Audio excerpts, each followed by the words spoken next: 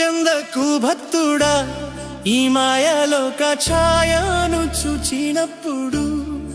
భయము చెందకు భక్తుడా, ఈ మాయలోక ఛాయను చూచినప్పుడు.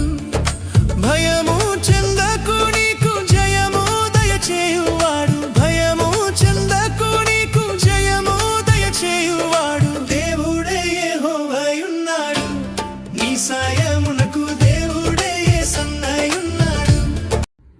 ప్రభువైన యేసుక్రీస్తు వారి అత్యున్నతమైన నామములో మీకు వందనములు.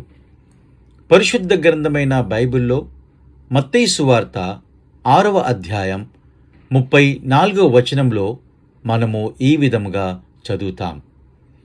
రేపటిని గూర్చి చింతింపకుడి, రేపటి దినము దాని సంగతులను గూర్చి చింతించును.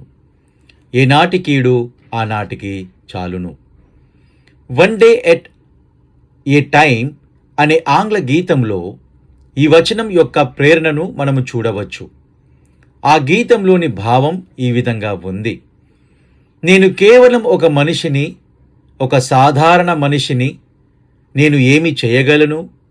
నేను ఎలా ఉన్నానో అలా నన్ను అంగీకరించి నన్ను నడిపించుటకై నీపై విశ్వాసము ఉంచేలా నాకు సహాయము చేయుము.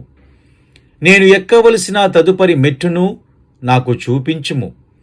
నా జీవితానికి అవసరమైన మార్గాన్ని నాకు బోధించుము.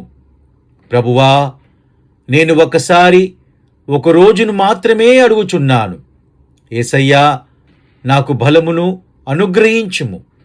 తద్వారా ప్రతిరోజును నీ సహాయంతో విజయవంతంగా పూర్తి చేయగలుగునుగా. పాపం కారణంగా మనిషి చింత అనే భారముతో ఎక్కువ నలిగిపోయాడంట. అతడు తన ఈ రోజును కూడా సరిగ్గా జీవించలేకపోతూ ఉన్నాడు. ఎవడైతే దేవునిపై నమ్మకముంచి ఆయనను విశ్వాసిస్తాడో అతడు పాపంపై విజయం పొందుతాడు, పాపమునకు క్షమాపణ పొందుతాడు. ఆ తరువాత అతడు రేపటి విషయమై చింతించడు.